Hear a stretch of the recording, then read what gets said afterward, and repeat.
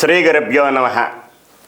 Surya's TV ప్రేక్షకులకి, భగవత్ బంధువులకి నమస్కారం.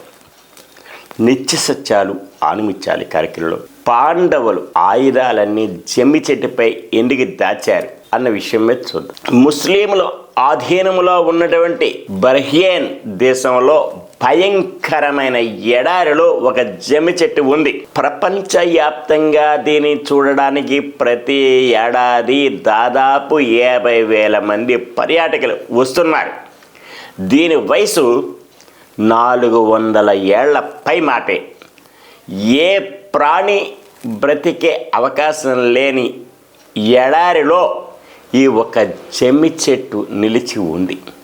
ఇది ప్రకృతిలో అరుదైన వింతల్లోని ఒకటి. ఇది ఎలా నిలిచి ఉందో నేటి శాస్త్రవేత్తలు కూడా పరిశోధనలో చేస్తున్నారు. వారికి తెలియని విషయం ఒకటే, హజరత్ అనే పిలిచే ఈ చెట్టు భూమిలోని కిలోమీటర్ల కొద్దీ వేళ్ళు పంపి నీరు సేకరిస్తుందని తేల్చారు. అంతేకాదు, దీని ఆకులు వాతావరణంలో ఉండే కొద్దిపాటి తేమను కూడా సేకరిస్తుందని అంటున్నారు.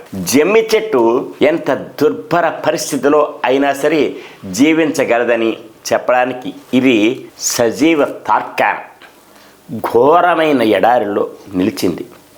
జమ్మి చెట్టు హిందువులకే కాక మొహమ్మదీయులకు కూడా ప్రాణప్రదమైన చెట్టు. అరబ్ ఎమిరేట్ల దేశంలోని జమ్మి చెట్టు జాతీయ వృక్షం. రాజస్థాన్ ఆది వృక్షంలోని జమ్మి చెట్టే ఆంధ్ర వ్యాసుల వారిని ఒకసారి ఒక భక్తుడు జమ్మి చెట్టు గురించి ప్రశ్నించాడు. పాండవులు జమ్మి చెట్టు మీదే ఎందుకు ఆయుధాలు దాచారు? అనేక వృక్షాలు ఉన్నాయి కదా అని అడిగాడు. దానికి వారు సమాధానం ఇచ్చారు. జమ్మి చెట్టు వేదకాలము నాటి నుంచి పరమ పూజ్యమైన వృక్షం. దీనికి ఉన్న ప్రాధాన్యత హిందూ ధర్మంలో మరో చెట్టుకు లేదు. ఇందులో అగ్ని దాగి ఉందని సనాతన నమ్మకం. ఇది స్త్రీతత్వానికి చెందింది. రావి చెట్టు పురుషతత్వానికి చెందింది. అగ్నితత్వం వృక్షం పూర్వం ఈ రెండింటిని రాపాడించి అగ్నిని సృష్టించేవారు. వీటి పుల్లలు కూడా సమిదలుగా యాగాది క్రతువుల్లో వాడేవారు. రామాయణంలో కూడా శమి వృక్ష ప్రస్థానం ఉంది. రాముడు కూడా అర్చించాలని కొందరు చెబుతుంటారు. పాండవులు దీన్ని ఆరాధించారని ఎటువంటి సందేహం లేదు. వీరులకి అతి ముఖ్యమైన ప్రాణం కన్నా ఆయుధమే. నిజమైన వీరుడు తన ఆయుధాన్ని విడిచి ఉండడు. అలాగా నేల మీద కూడా పెట్టడు. దానిని అనేక కారణాలు ఉంటాయి. వీరుడు స్పర్శ తగిలితే ఆయుధంలో చేతనత్వం ప్రవేశిస్తుంది. దానివల్ల ఆ ఆయుధం మహాశక్తివంతమవుతుంది. ఒకసారి ఆయుధాలను చేత పట్టక దాన్ని ఎప్పుడు నేల మీద పెట్టారో అలా పెడితే ఆయుధంలో చేరిన వీరుని యొక్క శక్తి భూమి లాగేసుకుంటుంది. భూమి ఆ విధమైన ఆకర్షిత శక్తి ఉంది. కనుకనే నేటికి ఆధునిక సైనికులు కూడా నేల మీద ఆయుధాలను పెట్టరు. అంతేకాదు, నేల వైపు ఆయుధాలని చూపరు కూడా. కేవలం మహామహులు చనిపోయినప్పుడు మాత్రమే ఆయుధాలని నేల చూపుతారు. అంతే.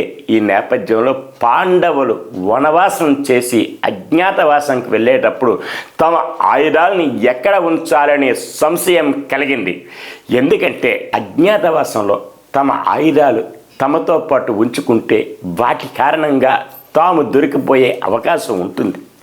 అందులో అర్జునుడు, భీముడు, ధర్మరాజు, నకులుడు, సహదేవుడు ఆయుధాలు దైవదత్తం అని చూడగానే ఇట్లే అవి భూమి మీద తయారైనవి కాదని తెలిసిపోయే అవకాశం ఉంది. కనుకనే తప్పనిసరి పరిస్థితిలో వీటిని ఎక్కడైనా దాచాలి. ఎక్కడ దాచాలి అన్న ప్రశ్న వచ్చింది. దీనికి అర్జునుడు ముందుగా సర్వే చేసి ఒక శ్మశానాన్ని నిర్ణయించాడు.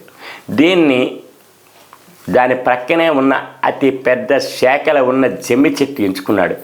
దైవదత్తమైన ఆయుధాలు మోయాలంటే అది దైవ వృక్షమే అయి ఉండాలి. కనుక దాన్ని ఎంచుకోవటం. నిజానికి అర్జునుడు కూడా తన గాంధీవం ఎత్తలేడు. కేవలం శ్రీకృష్ణుని అనుగ్రహం వల్ల దాన్ని ప్రయోగించగలుగుతాడు. శ్రీకృష్ణుడు అవతారం చాలించి వెంటనే అర్జునుని గాంధీవం ప్రయోగించి బాణాలు వేయలేక కిరాతకుల చేత గాంధీవం కర్రసాము చేస్తూ యుద్ధం చేయబోతాడు. వారు అర్జునుడిని చిన్నపిల్లాడిని గెలిచినట్లు గెలిచి యాదవ కాంతల్ని ఎత్తుకుపోతారు. కనుక అంత మహిమ ఉన్న ఆయుధం మోయాలంటే తప్పనిసరిగా అది దివ్య వృక్షమై ఉండాలి. సరే, ఇక్కడ మరో ప్రశ్న రావాలి. చెట్టు మీద ఎందుకు పెట్టాలి? దీనికి కారణం ముందే చెబుతున్నాం.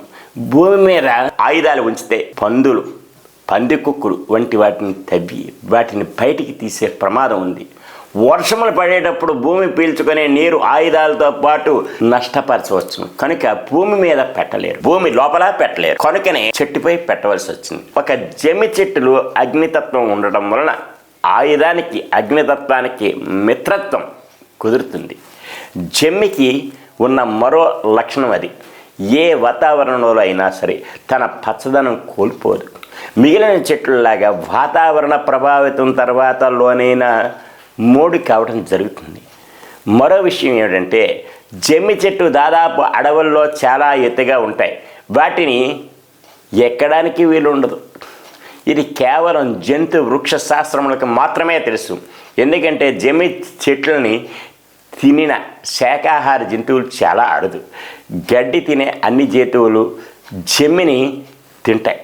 కనుక జమ్మిని ఏ జంతువు అందినంత మాత్రమే తినేస్తుంది. ఎవరికి అందనంత ఎత్తులో అది పెరుగుతుందంటే ఒంటేలు, జిరాఫీ వంటివి కూడా తినేయడానికి వాటికి కూడా అందనంత ఎత్తుగా మానులా పెరిగి అక్కడ నుంచి పెరిగే కొమ్మలు చెట్లకి నిలుస్తాయి.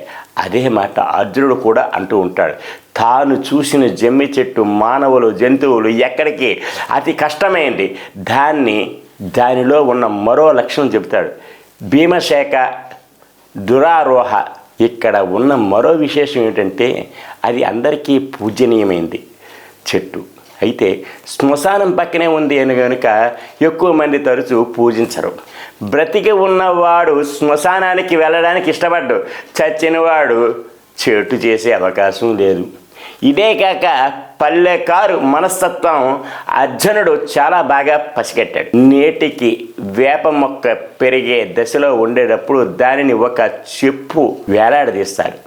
చెప్పు అవమానకరమైన బుద్ధి ఉన్నవాడు ఎవడు ఒకటి కాలికి చెప్పు వేలాడుతున్న చెట్టు కొమ్మను విరిచి నోట్లో పెట్టుకోడు. నేటికి నిలిచి ఉన్న ఇటువంటి పౌరుషాన్ని అర్జునుడు ఆనాడే వాడాడు. ఆయుధాలన్నీ ఒక శవం ఆకారంలో మూటగట్టి చెట్లపై పెట్టేశాడు. మూటలోని నీటి చుక్క కూడా జారకుండా కట్టారు. ఎప్పుడైతే చెట్టు మీద శవం ఉందో ఆ చెట్టుని ఎవరు నరికే అవకాశం లేదు. అందులోనూ దానిలో శవం నుంచి వచ్చే వాసన వెదజల్లే ఏర్పాటు కూడా చేశారు. ఇది చాలదన్నట్టు తమ తల్లి యొక్క శవం అని తమ ఆచారాల ప్రకారం శవాన్ని చెట్టు మీద ఉంచాలని ప్రచారం చేశారు. పూర్వం ప్రాణం ఉన్న మనిషికి ఇచ్చే గౌరవం చనిపోయిన శవానికి కూడా ఇచ్చేవారు. కనుక ఎవరు శవం ఉన్న చెట్టు మీద అనుమానం వచ్చి అవకాశం లేదు. పైగా అది జనులు తిరిగేది కాదు, వారి కంటా పడదు, చాలా మరుగు ప్రదేశంలో ఉంటుంది. అటువంటి చెట్టు మీద దివ్యమైన ఆయుధాలు ఏడాది పాటు భరించే శక్తి ఉండి విరిగిపోని కొమ్మల మీద నకులుడు చెట్టు ఎక్కి ఆయుధాలపై కట్టి వచ్చాడు. జమ్మి చెట్టు ఎంచుకోవడానికి మరో కారణం, ఉత్తరాదిలోని జమ్మిని కలప కోసం నరకరు. అది ప్రకృతి సహజంగా మరణించిన తరువాతే కలపను సేకరిస్తారు. మరో విచిత్రమైన అంశం ఏమిటంటే అది పొలాల మధ్య పుట్టిన దాన్ని కదల్చరు, అలాగే పరిగణిస్తారు. నేటికి ఆచరించే మరో విశేషం ఏంటంటే జమ్మి కలప ఉపయోగించి మంచాలు తయారు చేసి దాని మీద శయనించరు. ఆ మంచాన్ని అంతగా ఆరాధిస్తారు. ఇది అందుకోసమే జమ్మి చెట్టు ఎంచుకున్నారు. ఈరోజు ఇలా తెలుసుకున్నారు. మరి ఒక రోజు మరికొన్ని విషయాలు తెలుసుకుంటారు. సర్వే జనా సుఖినో భవంతు, లోకా సమస్తా సుఖినో భవంతు. శాంతి శాంతి శాంతి.